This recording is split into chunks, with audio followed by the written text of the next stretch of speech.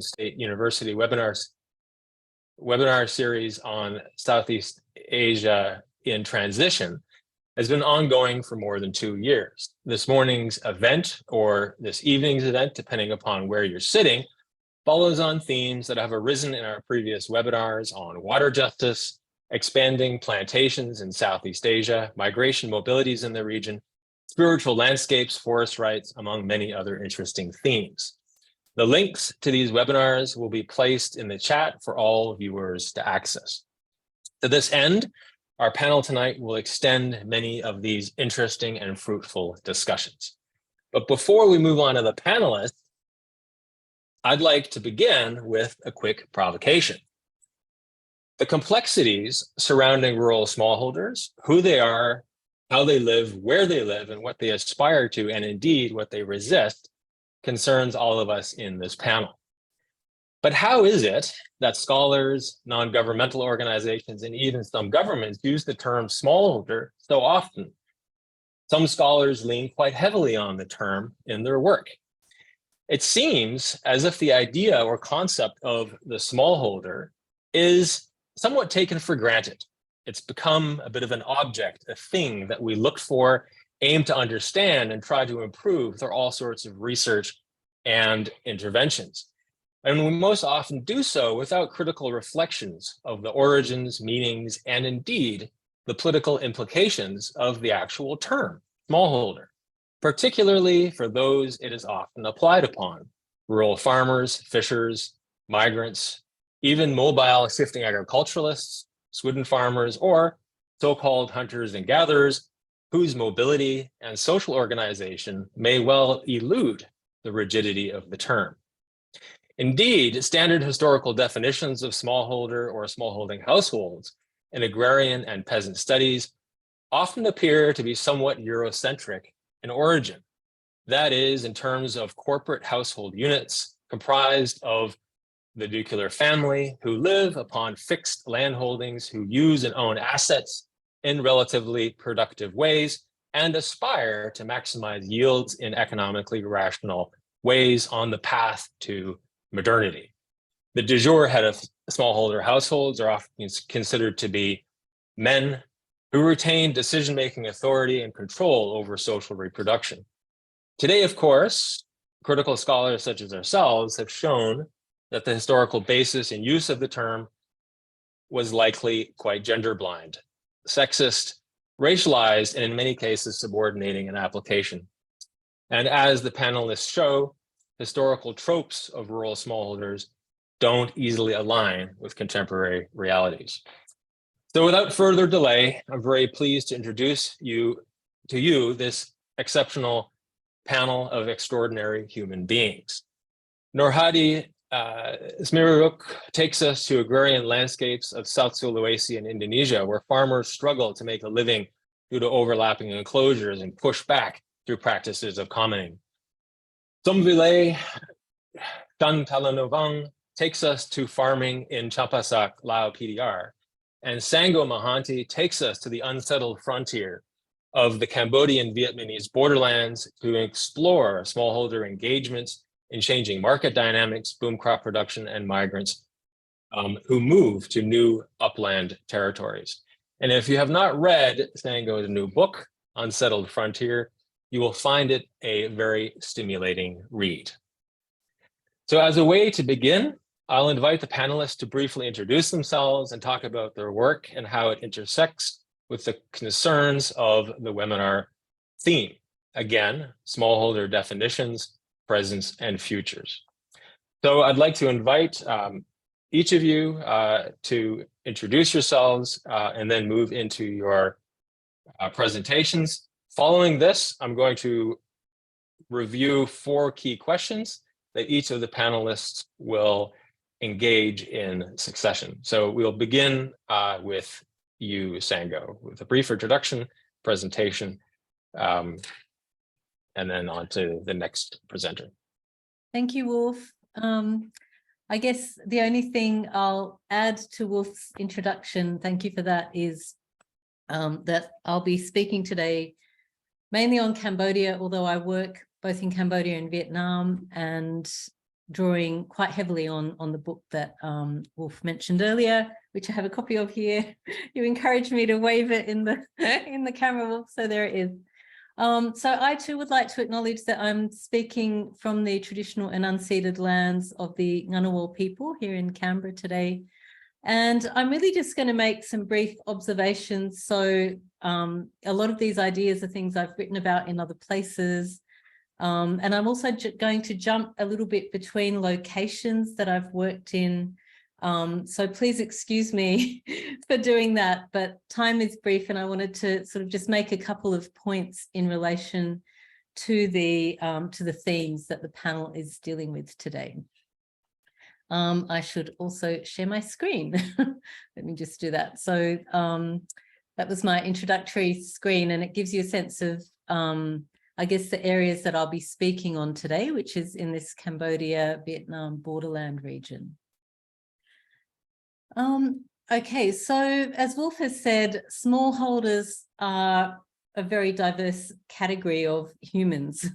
And in the Cambodian borderland areas, Cambodia-Vietnam borderland areas, but I'll speak mainly on Cambodia today, the areas where I was working, for instance, many kinds of farmers could potentially be called smallholders in terms of, you know, strictly speaking, the size of land holdings that they were working on.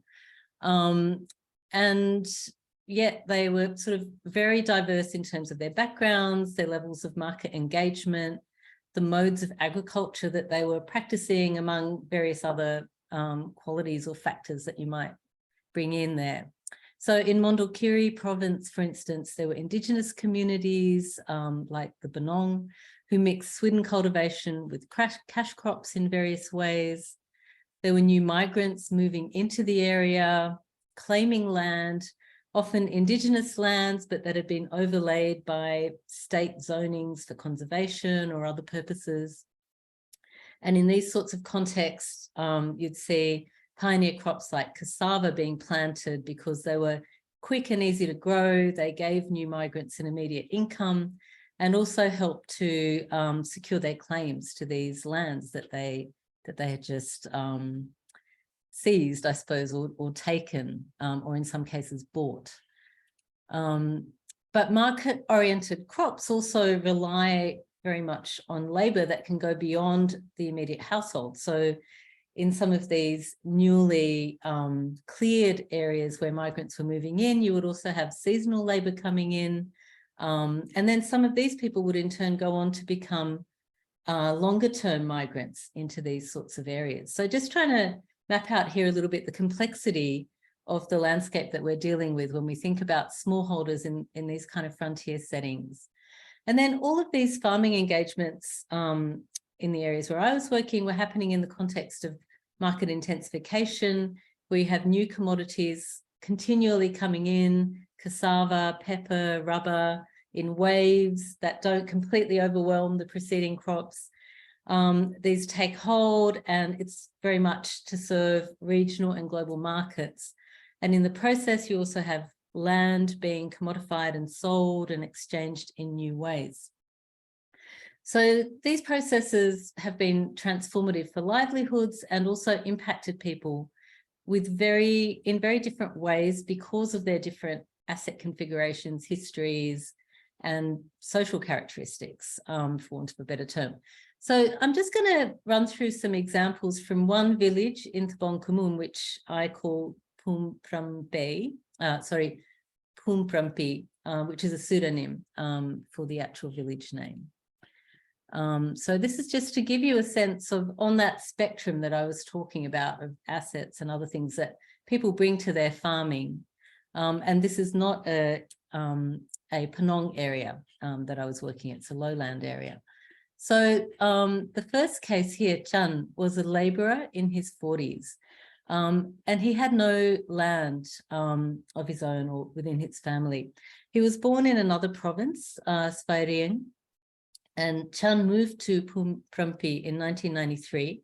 He had been orphaned during the Khmer Rouge era and missed out on the land allocations that happened just after the conflict. When his family moved to that village, they didn't have the money to buy land, and so they started to work as labourers in exchange for rice. And eventually the village chief gave them a small plot of land to build a house, but they never really gained any agricultural land. And so his family was trapped into labouring, which wasn't a very substantial income. But what I found was that labourers like Chan and his immediate family, they were really essential to the market agriculture that was going on in the area. And yet they gained very sort of transient and limited benefits from it. How do they fit into the picture of smallholders that we're developing here? The second case here, Chaya, she was 28 at the time of my research, and she and her husband owned 1 hectare of land, which her husband had inherited. And they grew rice on some, they planted a bit of rubber.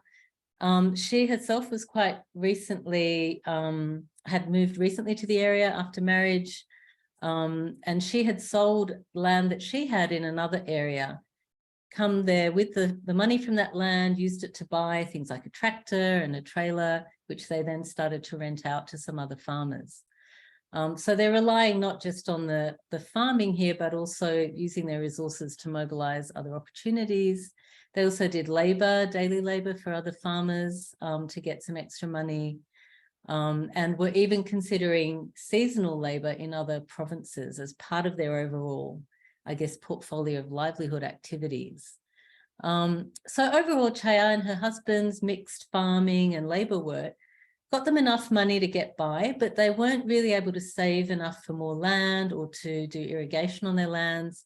And when things like the price of cassava went up and down very dramatically, it hit them quite hard because they didn't really have much of a financial reserve to carry them through that kind of shock. The third case I want to talk about here is Kiri and his wife Sophia, who owned, these are all pseudonyms by the way, who owned 4 hectares of land, and they had a more diverse set of market engagements that included off-farm activities. They grew cassava, rubber, and in the future they aspired to grow pepper. His family also operated a small grocery business, which actually was the largest share of the family income. And in the past, he'd farmed rice and cassava, but then transitioned to other crops because he thought that they were, you know, promised a good income. And so he gradually transitioned his land between these sorts of crops. He also had enough land to rent out a small area between his cassava growing seasons. But he also had a substantial debt. So apart from the initial loan he took to grow rubber, he needed annual loans to cover things like crop inputs and labor costs, hiring workers like Chan and Chaya, who I spoke about before. And then the last case I want to touch on here is that of Rachini. So she had more than 30 hectares of land, but her family was really one of the wealthiest in Pumprampi. And although she and her husband started out at quite a similar level to farmers like Kiri, over the years they were able to accumulate around 30 hectares of land through inheritance and kind of judicious land claims, I guess, you know, taking land that seemed to be available for the taking, and also purchasing land along the way. And in 2014, Rachini took a loan. She bought a tractor and trailer for her own purposes, but then found it was a business opportunity, and that was kind of a major source of income for her household. Yeah, so I guess her role in this context went beyond crop production to brokering arrangements between local farmers and traders, and she was very well informed about emerging markets for new commodities, price trends, and so on. So I guess through these cases, you can get a sense of how, I mean, it's very simplified representation here, but you can get a sense of how individual families or households had quite different trajectories based on their histories, their assets, and the various forms of opportunity and disadvantage that they brought to the current context. And so we're also starting to glimpse the differentiated sort of risks and opportunities that smallholders can face in their market engagements and in their livelihoods. I'm going to talk now about how these risks are being amplified by growing context of uncertainty that farmers need to grapple with from the local to the global scale. But I guess just before doing that, registering how diverse this idea of smallholders really is when we start to probe on the ground what's going on for smallholders at the community level. All right, so first, market volatility. So in all of these communities where I've worked, this issue of price volatility was a huge risk that people faced year to year. And this is really factors that are well beyond their control. They kind of globally, regionally determined, and they really make for very unpredictable and changeable income. So the more dependent people were in terms of livelihoods on farming, the more volatile and difficult the situation could be. So without going too much into the details of this, because I could say more of it maybe in questions, but the key issue that people face with this price volatility is when it comes to repaying loans that pretty much everyone was taking from year to year. And yeah, sort of that sense that really it was something that they had no power over, and yet it could kind of almost render them landless if they were unable to maintain their loan repayments. Another major risk that emerged during my field research, and I think relates to climate change and issues associated with that as we go forward, are things like drought and disease. And so this is an example with cassava, a disease that started to take hold in Mondulkiri during 2017. And so together with drought and declining soil fertility, it really impacted the productivity of cassava crops. And similarly to price volatility, the impact on farmers was quite significant in terms of their crop losses and their ability to service loans and this kind of thing, as well as meet kind of their day-to-day needs. And then I guess in terms of, the latest wave of disruption that we've all been living through, thinking about COVID, has also impacted smallholders in countless ways. And one example is how it reconfigured. I guess because I was working in a borderland region, I was interested to see what happened with that cross-border trade. So it did very much reconfigure the arrangements for how these commodities were being traded over the border, restrictions at times, but also adding other layers of state surveillance into the mix. Another impact has been the increased financial stresses for rural families, because quite a lot of families would have someone working in the city or across the border in Thailand, less so in Vietnam. So when people had to suddenly return home from those places, a lot of migrants had to leave during COVID. There was a loss of that remittance income for these rural families and capacity to deal with day-to-day needs, issues like healthcare, as well as servicing loans. So I've already touched on loans a few times during my my brief talk, and I think it's worth spending just a couple of minutes on that. So I think within this unequal landscape of market formation and resource access that we see within most rural contexts, the loans that small farmers routinely take from microfinance institutions like this one in the picture are starting to become a major liability for people. And my own research and research of many other colleagues like Nathan Green and others show that smallholders, in the face of these kinds of pressures that I've just outlined, are often unable to keep up their loan repayments. And this, in fact, is intensifying inequality and producing new forms of risk that people have to contend with. In Cambodia, for instance, we see a growing number of cases where villagers are unable to maintain loan repayments. They end up defaulting on their loan and can lose their land. And this really brave report that came out in 2019 by the Cambodian NGO Likado documents these issues in some detail. Government tried to have it banned immediately and kind of eventually sort of rose to the surface again. And I mean, I've seen many instances of land loss in my own field research as well. related to, debt defaults.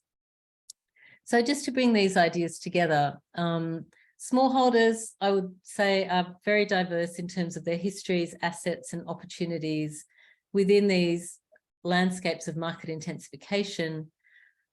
I guess in some ways, using the term smallholder helps to differentiate, I guess, their scale of farming, production, commodity production from the much larger scale developments that are going on, say, in the Cambodian landscape with estate agriculture for rubber and so on. But I think we need to recognize the complexity of what we're dealing with here. Also, we can't consider it in isolation from these broader land developments. But I would also say that at the same time, small-scale farming is very much alive in the Cambodian context and also highly significant to global markets. I mean, a lot of upland migration is about people staying in farming and, finding land to continue their farming. And I guess within this overall trend of market intensification, the benefits and risks to small farmers play out quite differently. I think that's very well established in the critical agrarian studies field. Their increased engagements in markets, yes, provides income, but also makes smallholders, especially the smallest and those facing other disadvantages, more and more vulnerable to things like global market shifts, climate change, disease, and importantly, I think, it's this risk of unsustainable debt, I think, is a really massive issue now I think in many parts of Southeast Asia, but certainly in mainland Southeast Asia, and the associated land loss. So thanks for that. I might leave it there, Wolf. I'll stop my screen share. Wonderful, Sangha. Thanks so much for those thoughtful comments. Interesting presentation. I'm thinking maybe we can pivot to Sombilay, move next door to allow PDR.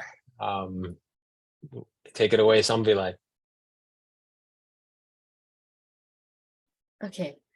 Thank you, Wolf. I have introduced myself again. I am Sombilay Chantalunawongs. I work Faculty of Forest Science, National Universities of Laos. My field, my research, actually, I focus on water resource allocation and management. And what else?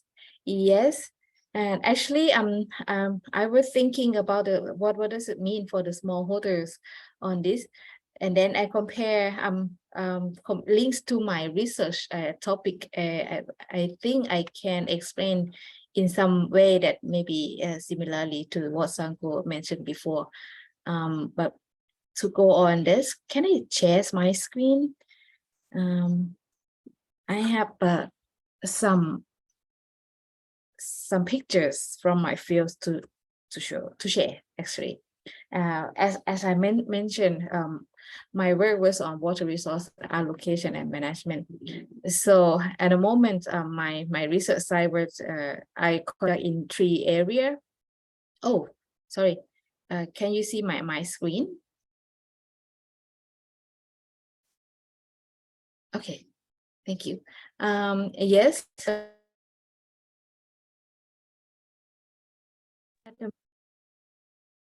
Oh, I was lost signals. Is it okay? Sorry. You're back now. Yeah, try to share your PowerPoint presentation once again, Sombilay. Okay, thank you. Sorry. Okay.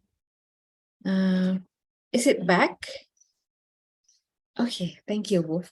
Where were I? Yeah, here is my research area. One in the central of Laos and in Bolikamsai province, we call Nong Nha. Nong in Laos mean in English mean wetland. And Nong Nha wetlands, and another area is Se Champon wetlands and Bung Ket Ngong and a wetland. Se Champon and Bung Ket Ngong is the Ramsar sites, 2 areas of Ramsar sites in Laos, and especially my research will focus what I will present today, I will talk about the situation in Champasak, Bukit Ngong area. I'm not sure that how many of you know or ever heard about it. Bukit Ngong wetland Ramsar site in Laos. This is in southern part of Laos, pretty much close to Cambodia, Sanko. And one of two Ramsar sites in Laos, 75 kilometers from the center, from Pakse district. While I work there, actually, I'm studying on climate change impact on surface water, and then when I think about the smallholders from this webinars,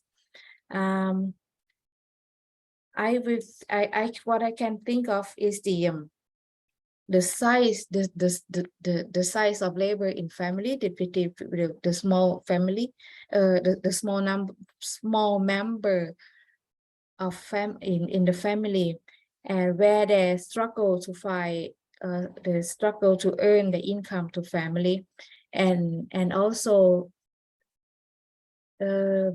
some family that they have a pretty small size of land to do their farming. Sorry. And as I mentioned, this is the Ramsar area, and people cannot expand or cannot find what they call, cannot expand and increase their fields. The main job that they do,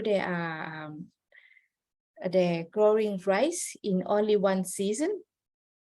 The upper part, they can grow rice only in dry season, and the lower part, here, if you can see my circle, they can grow rice only in dry season. No, upper part in dry season, the lower part in wet season. This is because because in wet season is very fully flooded in this area. And what interesting in this area, again, because I mentioned about the what people they are, what I mentioned, that they are the farmer who doing the paddy fields. If you look at the map that I'm showing you now, this is the whole watershed of Kiet Ngong Ramsar site. The dark green up here is a Sapien National Park, and also the very, what is it, yellow gray area on the top. This is the Dong Hua Sao National Park. As I said, the people around here, they cannot expand the field area out, and because surrounding area here, there are national park, so people that they allows only use the what they call the allocated area that they just strictly work and farm in the allocated field for them. But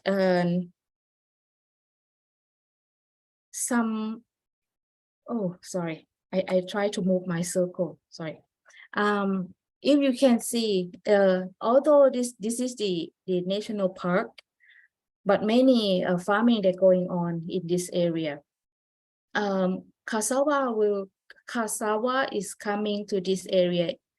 From our discussion, it will start in 2015 to come to this area.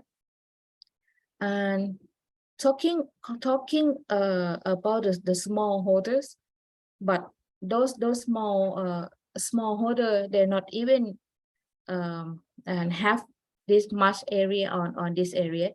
There were labor working on this area, and even this is this restricted area for protected. But many family, they own what they call, they claim that they own the area from the ancestor, from the father, from the grandfather working here in this area before, and then they can use the low income family to work for them in this area. And and as I said before, the cassava start to come in this area in 2015, but here before is what the plantation is. It was teak plantation is a coffee plantation in the past. So when cassava is booming, they all clear the plantation area from teak, from coffee, becoming cassava field. And because the cassava price is rise from one that my data have the dry price from 1,000 kip last year when we were in the field. From 1,000 kip is up to 3,000 kip. I mean the price is gain triple time. So the small family, as I mentioned before, they are trying to work in the cassava field, and also they tends to change to turn the paddy field into cassava area in order to earn more money. And yes, that's for that's for the work for the living. And again, when I'm thinking of the smallholders in the area, one is the number of family. Some family, they only have 3 people. I would say young family that they just married or get married. The husband, the wife, and the kid. And another type of a small number of family is the family that only have like a parents, like elder people, but the son or the daughters, they move to the city. Some they move for study, some they move for work in the city, or even they cross to Thailand. That from what I would say a smallholders. And also some family, they were living there before since their parents, but they still have a limited land for them to farm. So that's what I would say how my work is related to the work for the smallholders. And this is the what they call, this is weir or log, just in the middle of the Ramsar site. This is what they try to control water flow or discharge during dry season and wet season for farmer can do the rice, can do the rice field, the paddy field actually. And on your right, the picture on the right, this is the paddy field in December 2011. No, not 11, 2021. This is the where they just harvest the rice. And actually in the middle, if you look at the female, she's riding the boat, and the back for she's collect what they call golden apples now. Oh, here, yes. For the small family, oh sorry, excuse me. For the small family, and and family who have low income. The golden apples now is one of the income source for them. During we working with them, there were mentioned that golden apples now is the invasive species that even one or once outsider people to tell them and how to get rid of the golden apples now because it's destroy their rice. But then when we discuss more with them, they will say, if all golden apples now are gone, they will say, no, somehow they still can earn money from golden apples now. This is only for the middle level family and the lower income family who prefer to have golden apples now, and in wetland area. That's one sort of income for them. And the man who carry bag on in the pictures on the upper right, that's also the bag of the golden apples now. And the picture at the bottom, that's the farmer. They just try to dry out the cassava before they're selling in the market. The price with the dry cassava and the wet cassava, the wet at this year, the wet cassava is about 1,500 kip for kilo, but for the dry cassava, it's more than 3,000 kip per kilo. So farmer after they collect and then they try to dry cassava in their own garden. If we go and visit the village at this time, we will see all the village area they covered by drying cassava and at their front yard. Yes, and I think this is just examples that and the patty area inside the Ramsar site. This is how people they live and grow rice and living in the Ramsar site area. Yes, this is the pretty cold zone, and I think. Oh, sorry for the peoples in front of the pictures. At the back of here, there's all the cassava. People they call cassava garden. This is I just directly translate from the villagers there. And where we standing here is just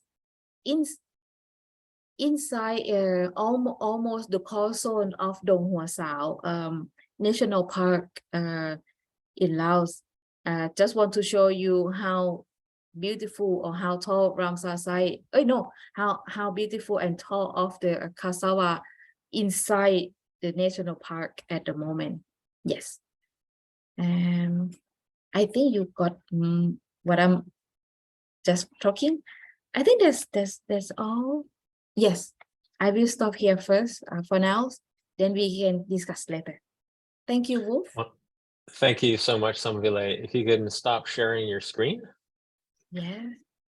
Please. Fantastic. Thank you so much, Samvile, for that interesting overview. Now all the way to archipelagic Southeast Asia, to Norhadi in South Sulawesi. Norhadi, you've got about 10 minutes or so.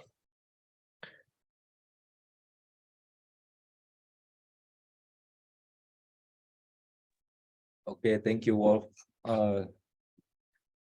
I'm Nur Hadi. I'm currently working with Forest and Society journal and studying the PhD on commoning. But I think today I will mostly talk about my experience, previous experience. I've been working with NGOs for more than 2 decades now, and it's counting.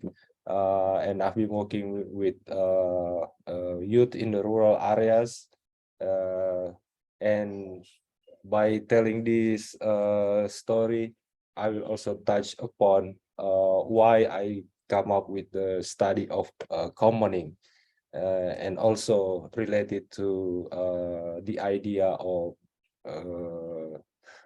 smallholder. So I started as a junior researcher. Here is I.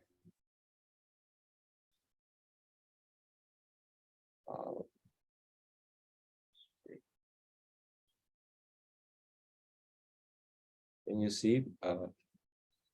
Okay. I started by collecting oral tradition from rural areas in South Sulawesi, as you can see in the maps. And then after that, my interest grew. So I start to work with different NGOs that works on rural areas, especially developments and empowerment and stuff like that. So from there, I was struck by the fact that in many areas, the rural farmers have experienced over and over the same farmers boom and bust repeatedly. So they experience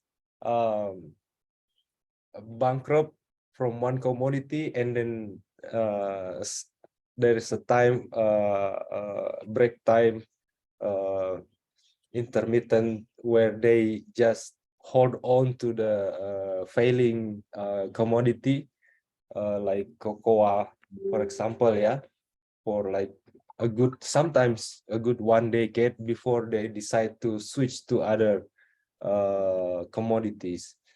So, and it happens to almost all of them, smallholders, yeah. So they see an example of successful farmers, and then others follow suit, and in the next couple of years, everybody in the province planting the same one. Like in the mid 80s, we have cocoa, and in the 90s, South Sulawesi become the largest cocoa producer in Indonesia. And when they fail, they try to scramble for another commodity, and then they find vanilla, and then gingers, and then onion, and today it is corn. So everywhere we go now in this province, we will see corn. So from that experience, I saw that my question was, how can they do this? How can they practice a very vulnerable type of agriculture? Yeah, so because they tend to do it in monocropping system. Yeah.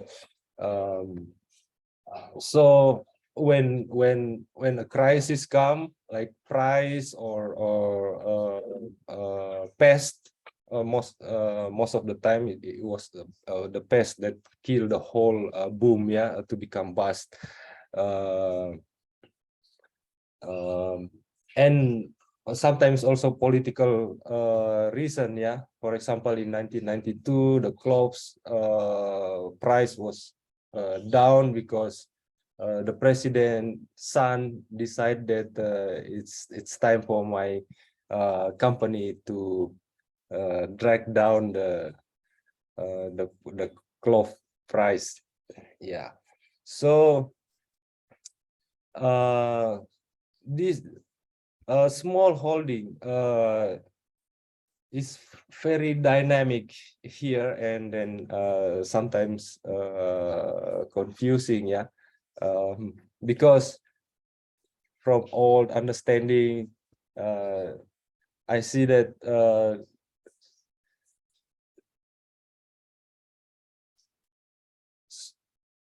most of them, the growing number of smallholder work on non-family owned land. Yeah, so because many of them are now have very small land, like in Indonesia itself, the latest data say that each family, farming family, only control 0.5 of 0.3, I'm sorry, hectares of land. So it's very small, and the number even does not do justice for the landless. Yeah, so they lump together all the landless and then the smallholder with more than 10 hectares of land in their control. So, and some also use less family labor. Yeah, because like in the case of one of my study case, the people develop tourism, boat tours. So some of them become boatmen, and then they leave their land for others to rent, yeah, or contract, or different type of relations, land relations like that. But in the end, they use less labor family, and then the different land size also, if we look at from the smallholder perspective. Yeah, sometimes when we use smallholder, they don't really understand from their point of view.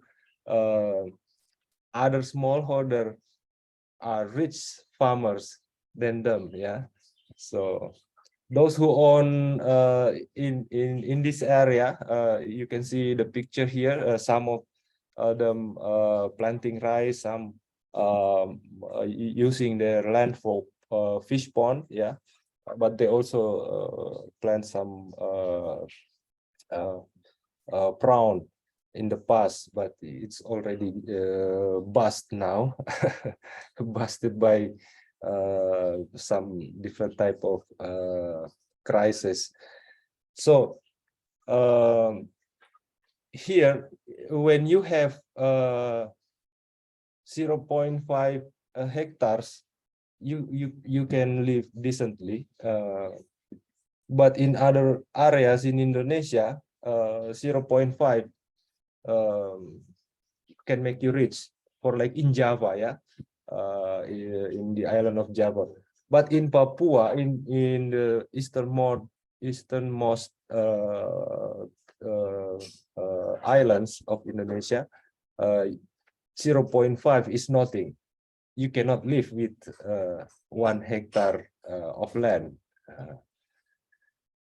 Okay, now so also I can see that because they practice monocrop farming, they practice more less subsistence farming. Yeah, so all the production is for the market commodity, and then and because of that, the production unit become individualized. So people tend to avoid to get involved in one another's family household economy, because it now involves too much money. So everybody understand to stay away from each other's land. Yeah. So yeah, I think I stop here, but the question remains, how are we dealing with all these smallholder definition by looking at a different or changing trends in how they operating their production unit. Thank you. Wonderful. Thank you so much, Nurhadi. If you can just stop sharing your screen.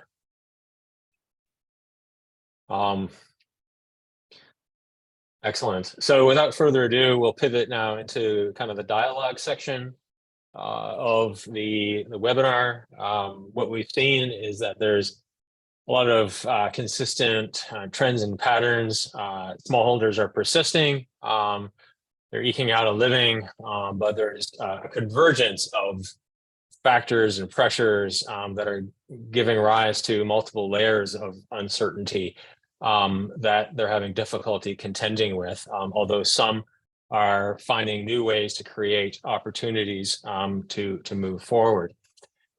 So what I'd like to do now is pose kind of two key questions that all of you have touched on in varying capacities. And I'll have you kind of speak to the question in turn. Each of you will have about a minute to do so, so that we can wrap up each question within a maximum of about 8 or so minutes. So the first question is, in your opinion, do you think that the smallholder, fisher, farmer, or otherwise, will persist in the area that you work, and indeed more generally? Will smallholder farming be around in, let's say, 15, 20 years, or as we've often described it, as we've known it in agrarian studies? Why don't we begin with Sango? Thanks, Ulf. Yeah, I mean, there's a lot of factors in play here, and I guess with most of these things, it's kind of, it depends. But I think some of the critical issues that I see, I mean, this whole area of microfinance, I think, is a big one, and depends kind of whether, I mean, in the Cambodian context, there's been a lot of efforts to sort of regulate those institutions, which they have actively resisted as well. But you know, if there's actual land loss due to debt going on, that imposes an immediate constraint. I think these kind of boom bust cycles that Nurhadi was talking about, I just felt like you were talking about the Cambodian context that I had been studying, because it's exactly what I've seen there. And so sort of, I think equipping people to deal with some of this, at the moment, it seems like people are so much at the mercy of these external factors as they get more firmly entrenched in markets. So I think there's a lot of pressures that potentially could lead to people having to leave the land, I guess is where I'm going with that, which I think is a big risk and will, you know, impact whether we see smallholders in the future. But I mean, I think yes, in some form, and yeah, it remains to be seen how all these factors play out that will influence what that looks like. Thanks, Sango. Samvile, you want to have a go?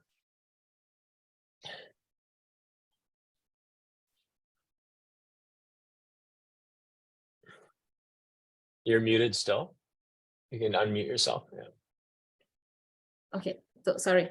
So the question is in 5 years, right? If the smallholders are still there, just in the future, like in terms of what you're seeing, in terms of how smallholders are making a living, can they continue to live on the land?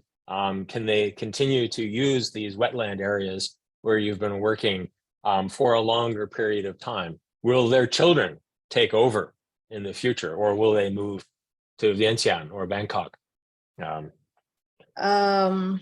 In one because I think this would be so want to live in the lands or to work in the land. I would say yes in 5 or 10 years time, but what they will continue working like growing rice or keep doing something else or cassava or something else, I think that would be need to consider in other option as well, in other perspective, and of course the economic trends in this area would affect them.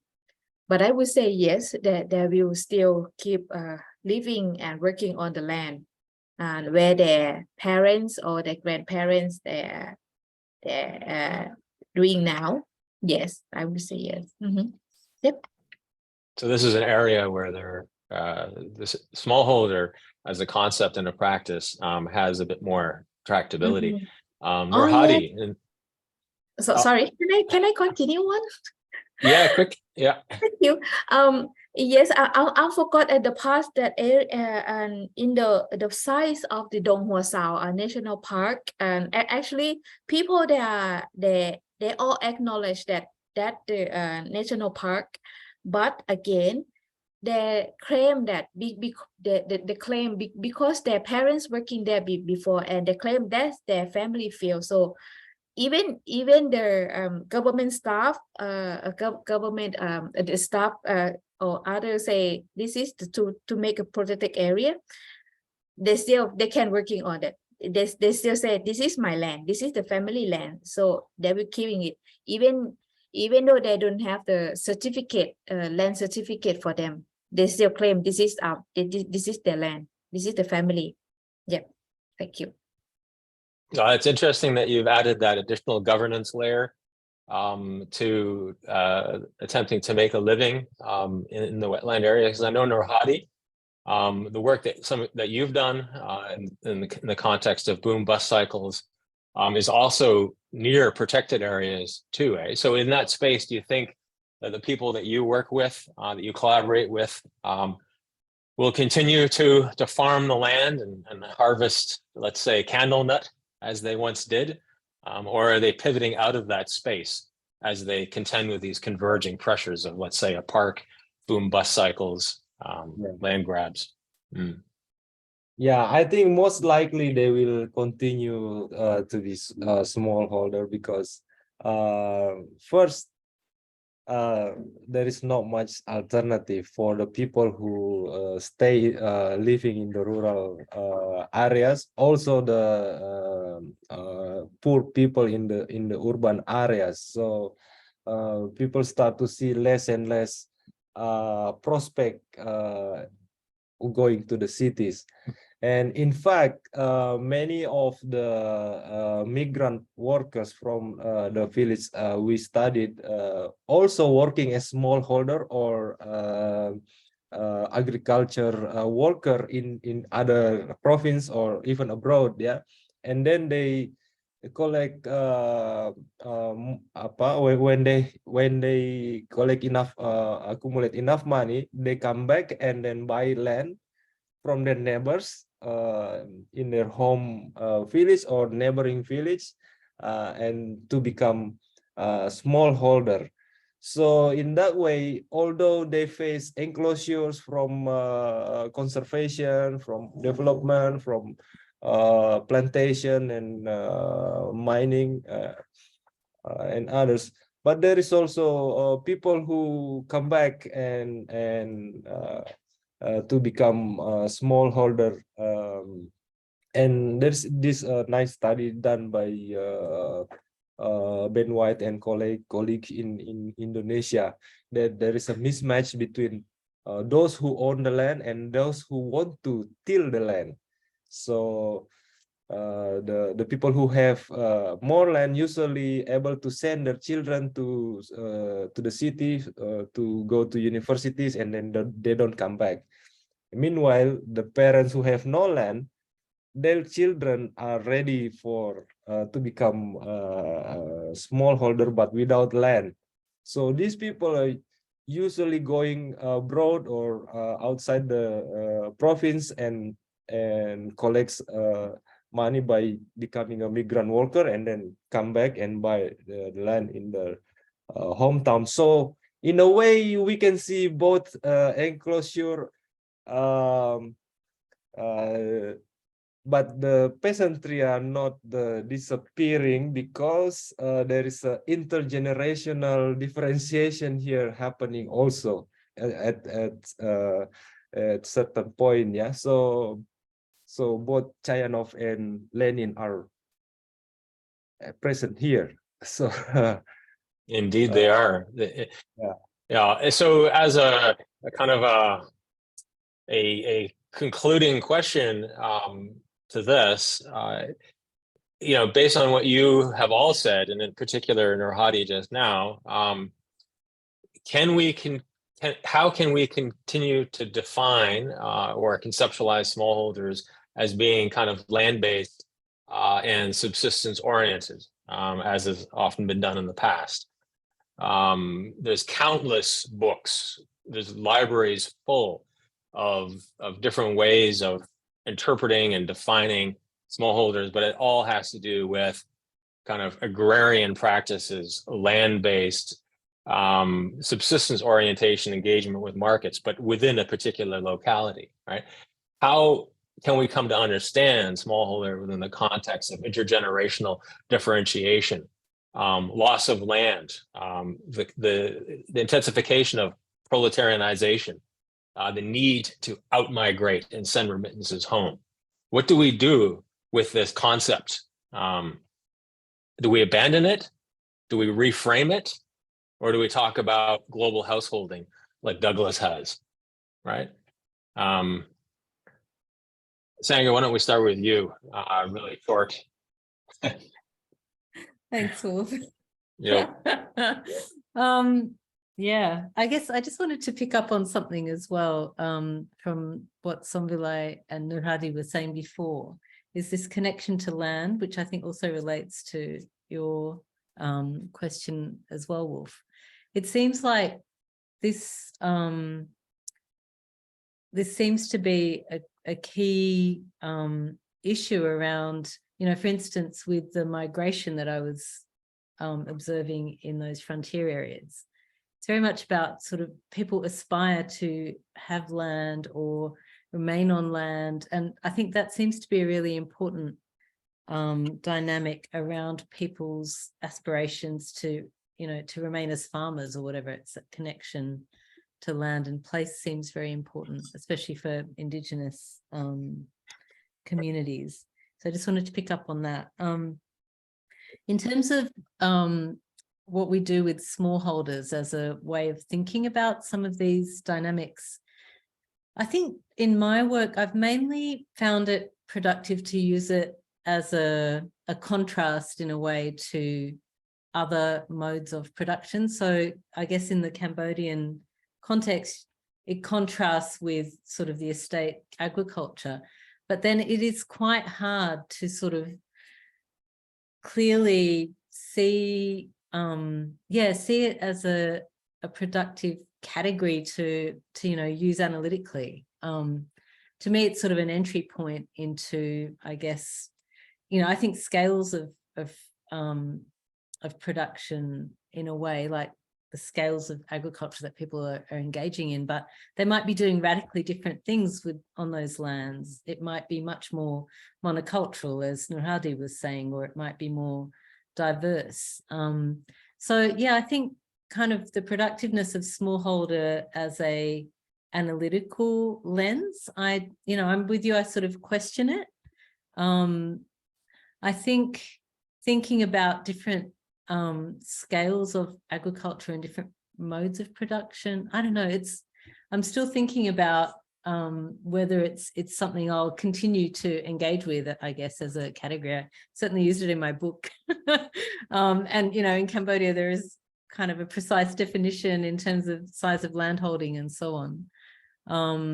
But yeah, I mean, I agree with you. It has limits analytically. And I think it's worth just being reflexive in how we do use it and just recognizing the diversity within that category that we might be applying.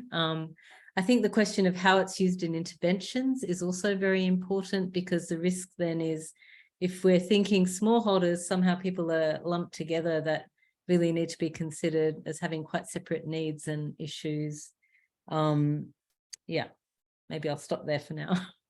Indeed. I mean, where I work in the Philippines, the NGO community is fixated on the term smallholder household.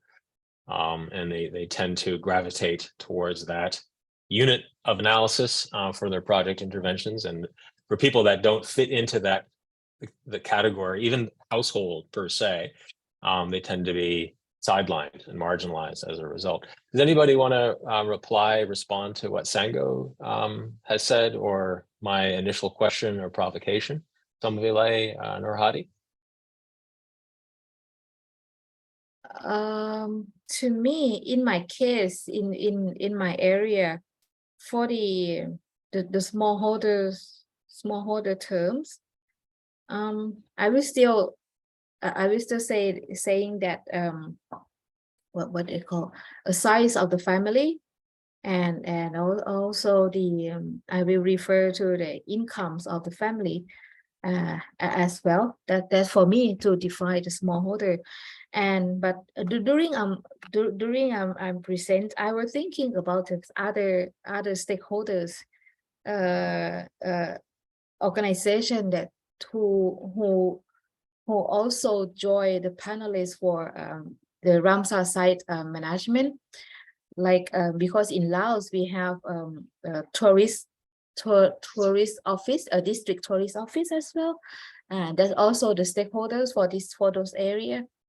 And what they call the fishery irrigation and fishery office, a district office, also joining the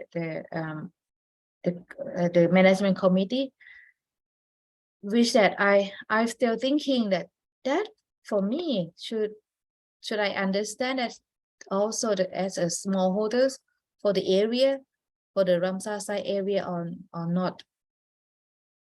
Then I will answer myself. I would say yes for myself for the Ramsar site area. I would think also. I mean, I will not. Apart from thinking for the family, for the people living in the Kietngong area, I will also think of the another organization who will be management or stakeholder committees in the area as well. Yeah. Okay, thank you. Nurhadi. Yeah, sometimes I got confused and I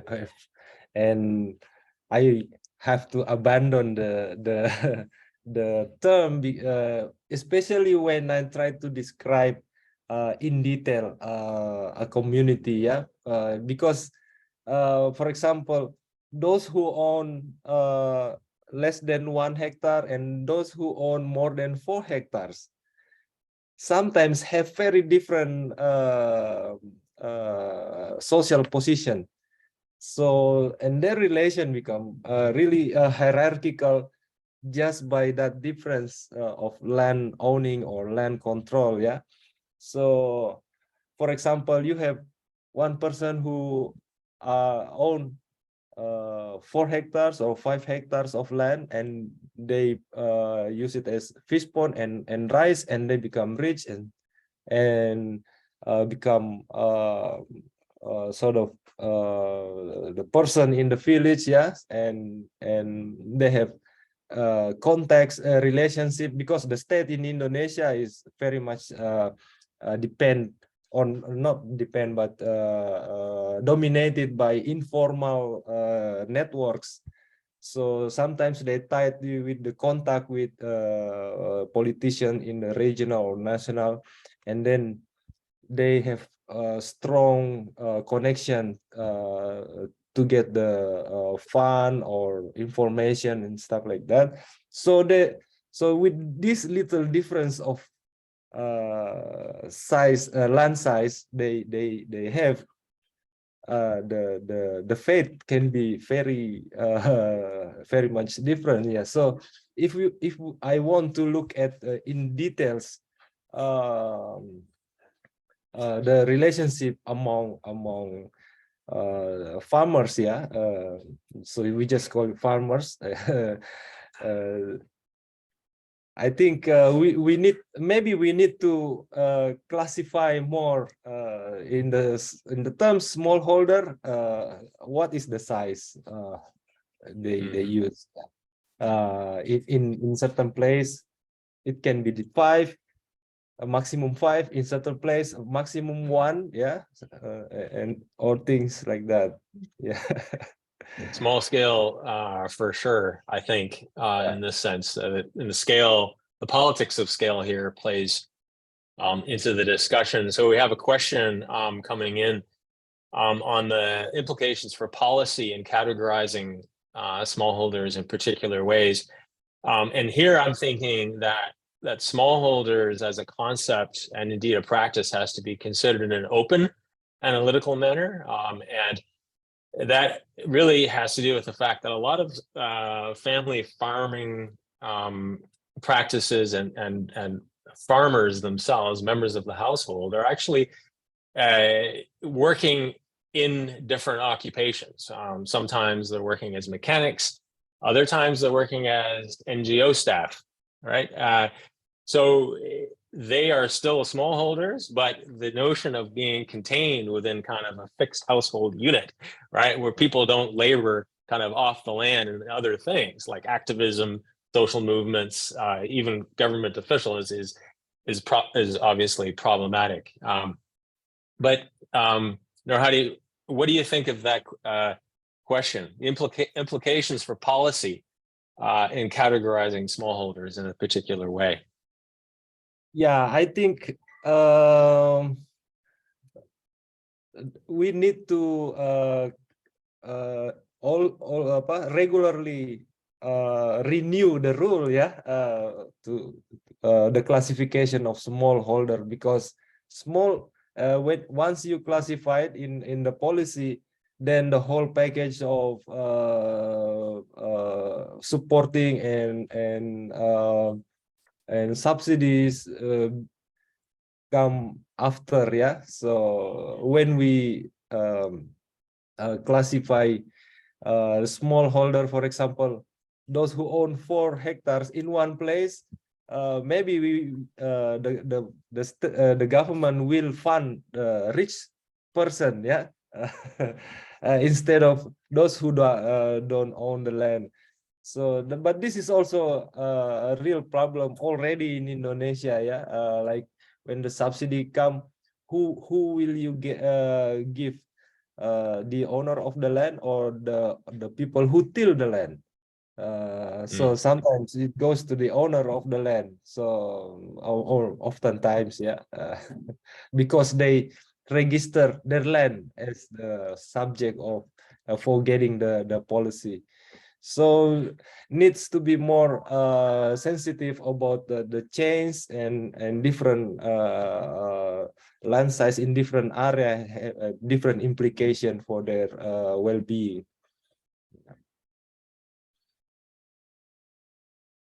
Wonderful. Thank you so much, Nurhadi. We've got some people in the audience who are posing questions. And one of them is how migration is reshaping smallholder activities at home and beyond, and how kind of connected to that, smallholders share information, how they communicate ideas, right, to create new opportunities. And this might be through migration or on the land.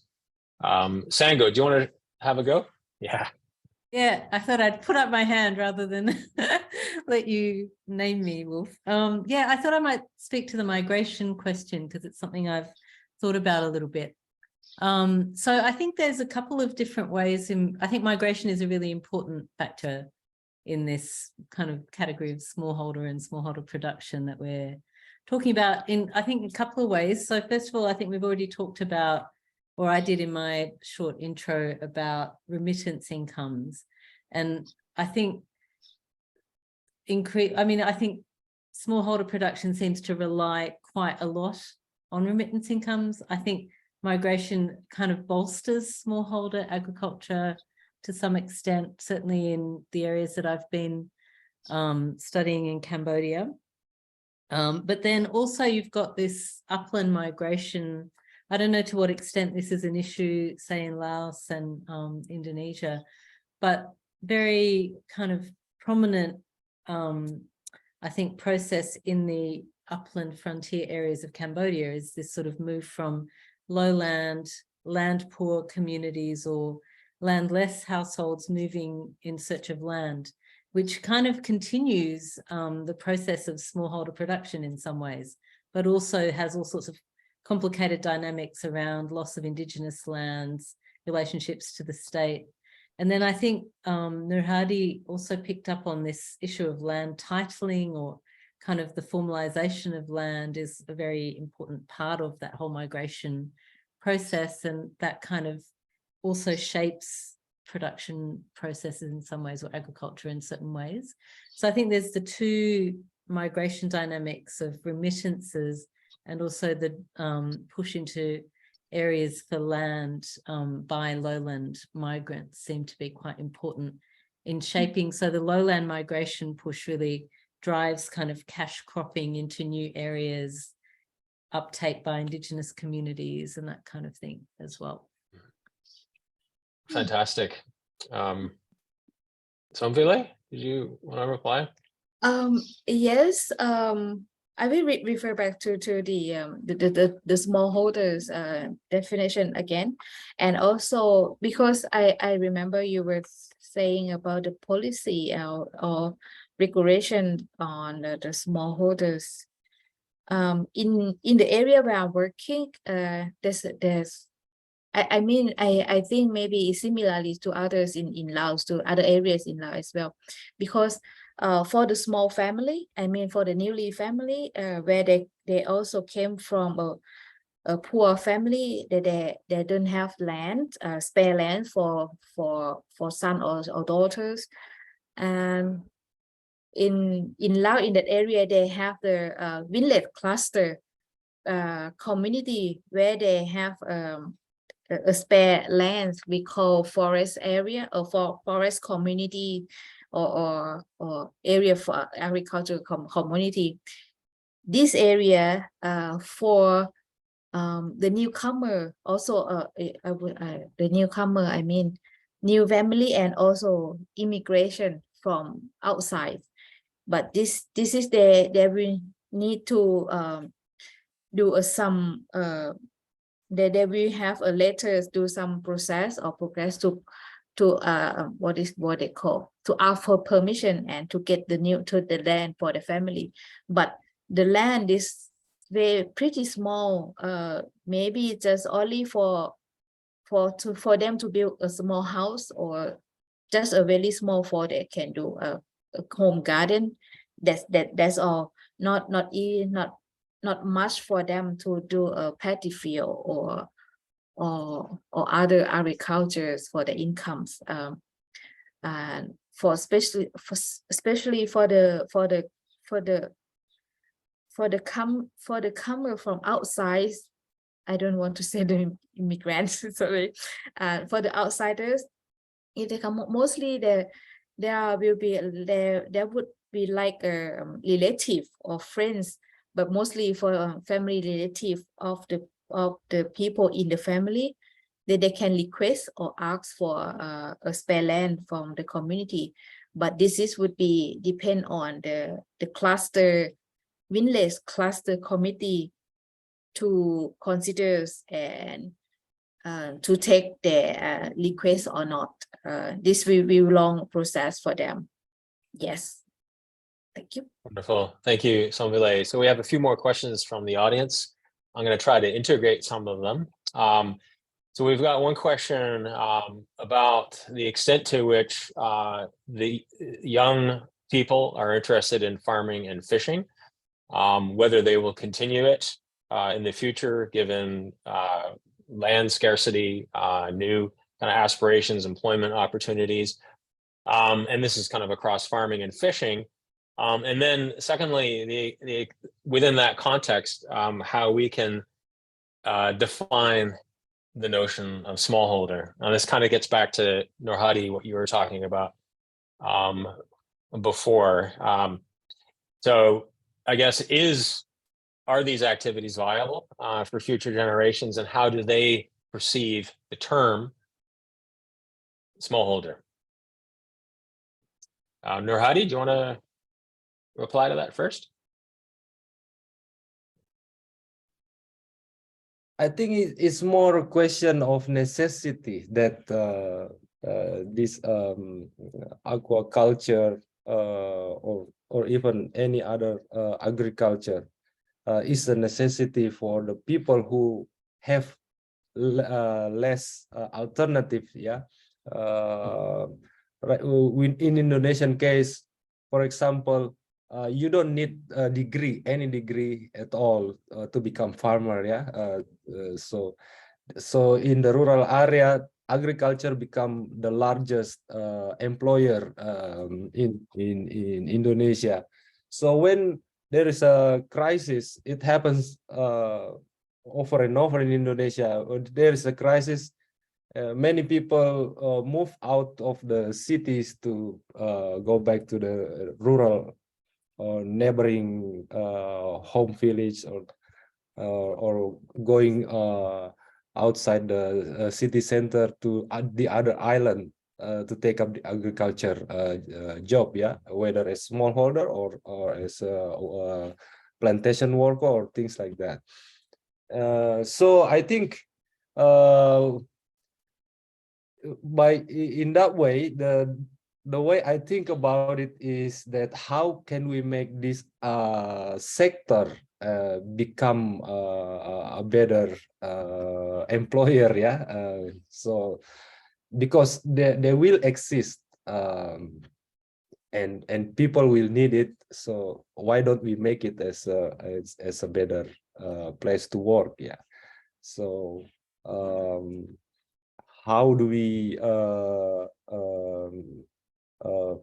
in this case, for me, is how do we help them to get organized so they can push for more desirable, better government policies and practice on the ground, yeah. So so that the policies can really help them, and the government agency really work for them to support them.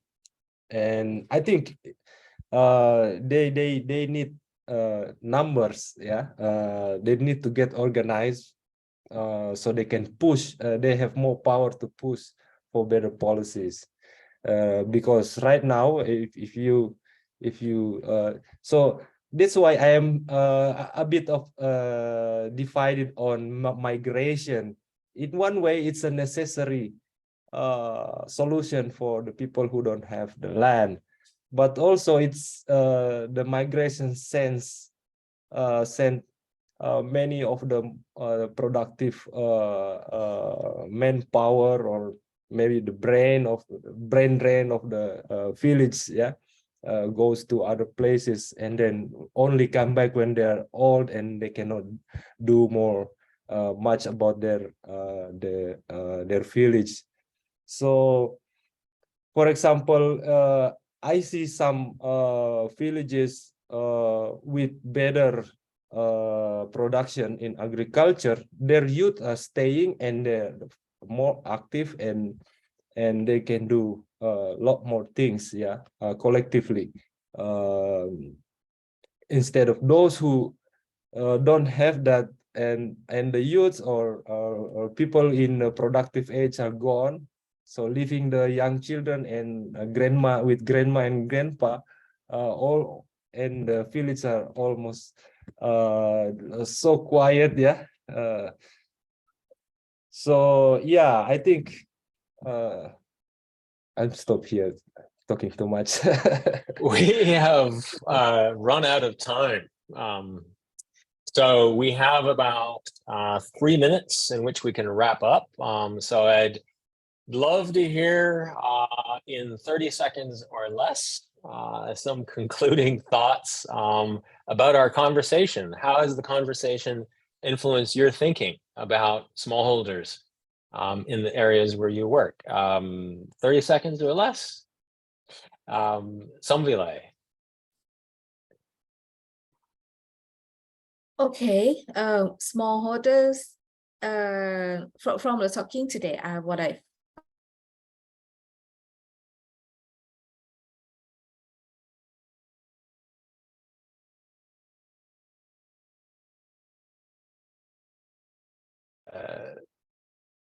Samvile, I think you've frozen. I think your internet connection has gone down.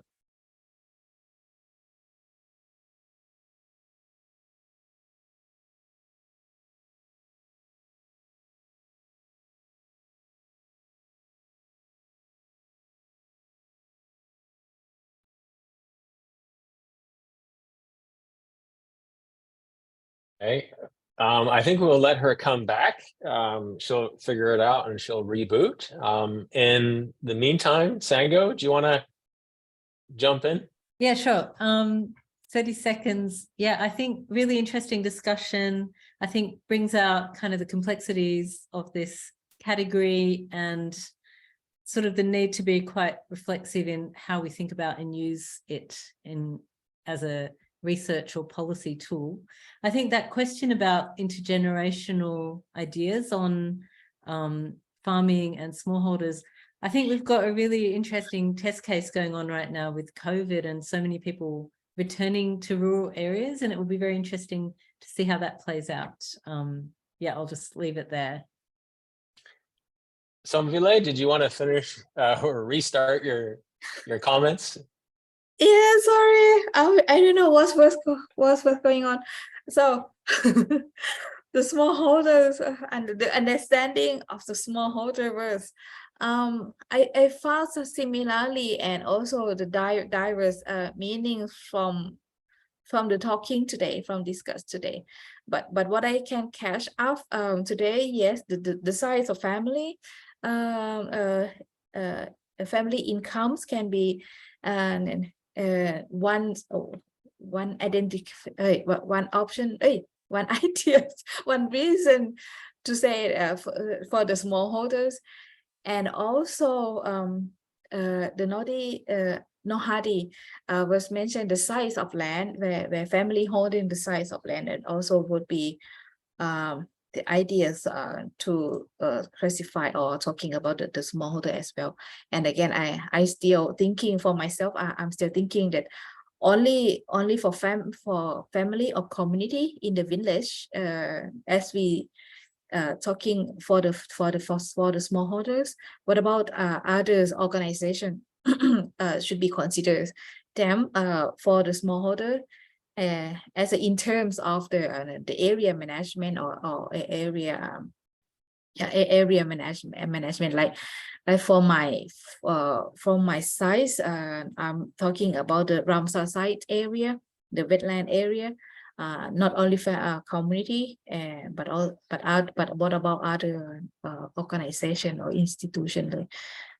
Should be consider them as a smallholder as well or not? Yes, yes. Thank you both. Thank you, Samvile. Nurhadi, 30 seconds or less. Okay. Yeah, so I think the insights that I get from this is quite rich, this discussion. Yeah, so I think I need to rethink a lot of my experience and thought, yeah, and processing it. We will need more digesting process here. Yeah, thank you.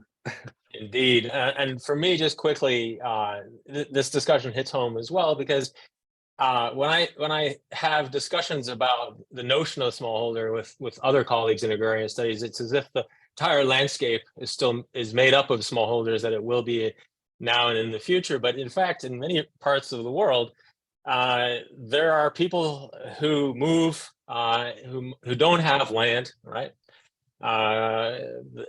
Mobile shifting agriculturalists, hunter-gatherer types and whatnot, that don't easily fit in with this category. And then I don't think they'd call themselves smallholders per se. So the rural landscapes are diverse, and hopefully they stay that way. So thank you, everybody. It's been a wonderful discussion, an hour and a half journey, very provocative, insightful, and grounded. Thanks for joining us. Please be aware that the next webinar is on the 8th of March. That is US time, the 9th of March in Australia, the Asia Pacific, and it is on migration, labor, and smallholder livelihoods. And you can direct any questions directly to the emails that have been listed in the chat box. So not without further ado, thank you so much for attending. It's been wonderful. I hope that you have enjoyed the webinar as much as I have. Thanks for everyone for participating. Thank you. Thanks, everyone. Thank you. Bye.